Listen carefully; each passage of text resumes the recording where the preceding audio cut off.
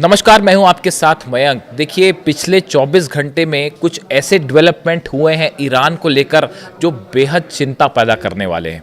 इसमें से एक बड़ा डेवलपमेंट ये है कि ये सवाल पूछा जा रहा है कि क्या डोनाल्ड ट्रंप अब सऊदी अरब और पाकिस्तान को लेकर कोई बड़ा प्लान कर रहे हैं जो कि ईरान से जुड़ा हुआ है। क्या सऊदी अरब को भड़काने की कोशिश है या किसी तरह से उसको अपने पक्ष में ला के युद्ध में शामिल करने की कोशिश है? इस तरह का अंदेशा जताया जाने लगा है। अब इसके पीछे क्या डेवलपमेंट है, जरा ध्यान से समझिए इस बात को।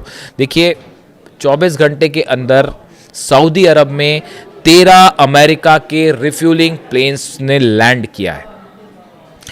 C-130 अवॉक्स प्लेन्स जो है वो कई वहां पे पहुंच चुके हैं और ये सब रियाद के पास अलखर्ज जो इलाका है वहां पे मौजूद है। और अल दाफरा बेस जो है आप जानते ही हैं, सऊदी का बड़ा बेस है जहां पे अमेरिका के फाइटर जेट्स भी लैंड कर रहे हैं।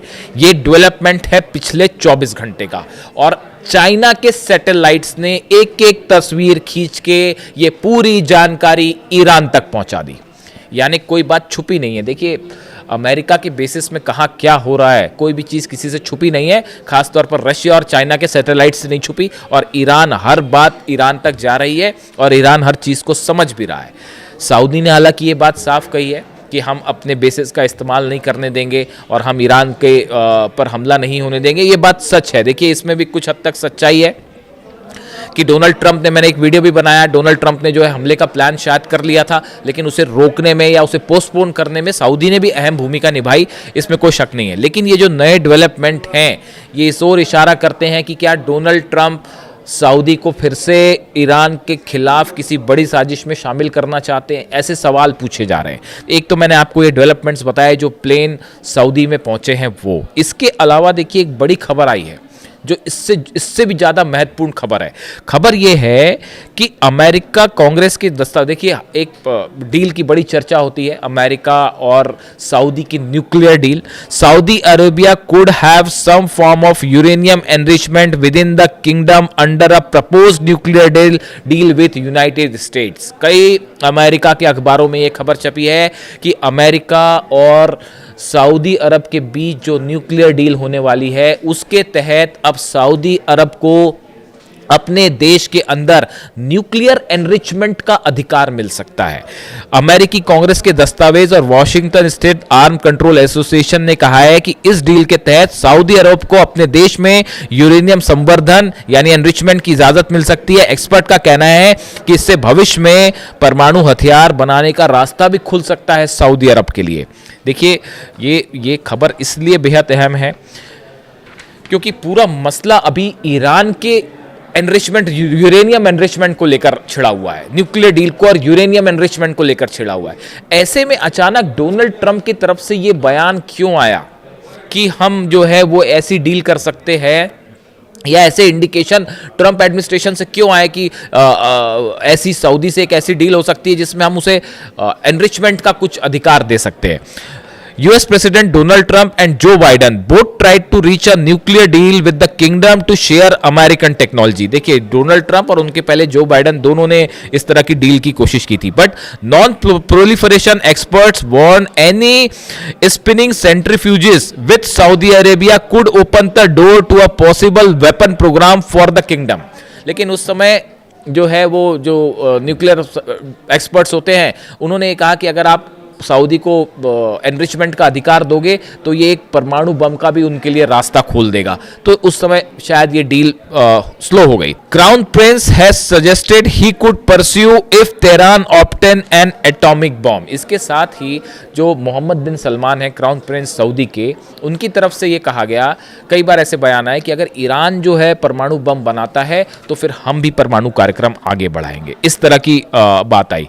इसके साथ ही आपको पता ही है कि सऊदी अरब का जो है वो पाकिस्तान के साथ डील भी है, डिफेंस डील की है। उस समय भी इस तरह के बयान आए थे कि अगर ज़रूरत पड़ी तो पाकिस्तान अपना न्यूक्लियर टेक्नोलॉजी है वो सऊदी के साथ शेयर कर सकता है। इस तरह की भी खबरें कई तक आई। देखिए, जो खबरें थी, Saudi Arabia and nuclear arm Pakistan signed a mutual defence pact last year after Israel launch an attack on Qatar targeting Hamas officials. जब कतर पर हमला हुआ उसके बाद सऊदी और पाकिस्तान ने डील की थी। Pakistan's defense minister then said his nation nuclear program will be made available to Saudi Arabia if needed. अगर जरूरत पड़ेगी तो हम सऊदी अरेबिया को अपना परमाणु जो है तकनीक भी दे सकते हैं, ऐसा बयान पाकिस्तान की तरफ से आया था। अब देखिए मामला क्या है, मामला ये है, एक तो अभी शहबाज शरीफ जो है वो डोनाल्ड ट्रंप से उनकी मुलाकात हुई है अमेरिका में। अब कहा यह जा रहा है, कई एक्सपर्ट इस तरह की राय रख रहे हैं कि अगर ईरान पर हमला करना है, ईरान की मिसाइल्स जो हैं वो भारी पड़ रही हैं। 100 बात की जो एक बात है वो ये है कि ईरान की मिसाइल्स जो हैं वो उससे खौफ खा रखा है। अमेरिका हो, चाहे इजराइल हो, चाहे अरेबियन कंट्रीज़ हो, सबको डर सता रहा है कि ईरान ने जो अपना मिसाइल प्रोग्राम तेज़ी से एडवांस कर लिया है, अगर हमला होता है तो भाई हम बच नहीं पाएंगे, बड़ा ज़बरदस्त जंग छिड़ जाएगी। तो अब अगर ईरान पर हमला करना है तो ये हमला चारों तरफ से करना पड़ेगा। ये संभव नहीं है कि सिर्फ एयरक्राफ्ट कैरियर से हमले हो जाएं और आप जो है ईरान को हरा दोगे या कुछ कर दोगे। सब तरफ से हमला करना पड़ेगा। तब जो है अमेरिका का प्लान का ये हिस्सा है कि आप सऊदी से को भी इन्वॉल्व करिए, कतर को भी बेसिस इन्वॉल्व करिए, और पाकिस्तान को लेकर भी इस तरह की चर्चाएं हैं। सवाल है, खबर नहीं है, सवाल है कि क्या डोनाल्ड ट्रंप सऊदी और पाकिस्तान पर दबाव डाल के उन्हें राजी करवाना चाहते हैं ईरान पर हमला करने के लिए। अभी तक का जो स्थिति है उसके मुताबिक सऊदी ने भी मना कर रखा है कि हम ईरान पर हमला नहीं करेंगे, आप हमारी ज़मीन का इस्तेमाल नहीं करिए, और इसी तरह के बयान पाकिस्तान की तरफ से भी आए कि हम ईरान पर जो है वो हमले के पक्ष में नहीं है। लेकिन क्या ट्रंप का ये जो एनरिचमेंट को लेकर, सऊदी के एनरिचमेंट को लेकर जो बातें सामने आई हैं वो, और क्या पाकिस्तान पर भी इस तरह से पाकिस्तान को रेडी करने की कोशिश हो रही है कि आप अगर ईरान पर हमला होता है तो अपने बेसिस का इस्तेमाल करने दीजिए और आपके बेसिस से हम हमला करना चाहते हैं, क्या इस बात को लेकर एक बड़ा प्लान तैयार हो रहा है? और इसीलिए जो 10 से 15 दिन का वक्त मांगा गया है, क्या एक्सपर्ट्स ने ये चेताया कि भाई अगर हमला होता है तो अभी भी इजराइल को बचाना मुश्किल होगा, इजराइल के डिफेंस की पूरी तैयारी नहीं हो रखी है और अपने बेसिस की भी डिफेंस की तैयारी नहीं है, इसीलिए 10 से 15 दिन और मांगे गए। और दूसरा एयरक्राफ्ट कैरियर भी जो है करीब पहुंच गया है, तो उसकी भी लोकेशन तय की जाए और सब बेसिस से एक साथ हमला किया जाए। क्या इस तरह का कोई प्लान है जिसमें डोनाल्ड ट्रंप सऊदी और पाक को भी इन्वॉल्व करना चाहते हैं?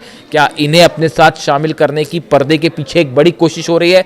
कई सारे एक्सपर्ट्स इस तरह की राय दे रहे हैं कि एक ऐसी बड़ी डिप्लोमेटिक कोशिश ट्रंप के एडमिनिस्ट्रेशन की तरफ से जारी है। देखिए जो तस्वीरें चाइना भेज रहा है बेसिस की, उसमें एक एक चीज़ साफ है कि कितने एयरक्राफ्ट कहाँ मौजूद हैं, कहाँ पे पेट्रियट सिस्टम लगा है, कहाँ पे थार्ड लगा है। और आप यकीन मानिए कि ये जितने बेसिस हैं, इन सब बेसिस पर भले ये दावे होते रहे कि हम ईरान के खिलाफ हम इस्तेमाल नहीं करने देंगे, लेकिन उसके बावजूद इन तमाम बेसिस पर बड़ा मूवमेंट है अमेरिकन फाइटर जेट्स का। ऐसे में ये सवाल उठना वाजिब है बिल्कुल कि अगर जंग होती है, ईरान के खिलाफ हमला होता है, तो उसमें सऊदी और पाकिस्तान किसका साथ देंगे? क्या वो ईरान के साथ खड़े रहेंगे, क्या वो न्यूट्रल रहेंगे, और या फिर वो अमेरिका को अपने बेसिस का इस्तेमाल करने देंगे?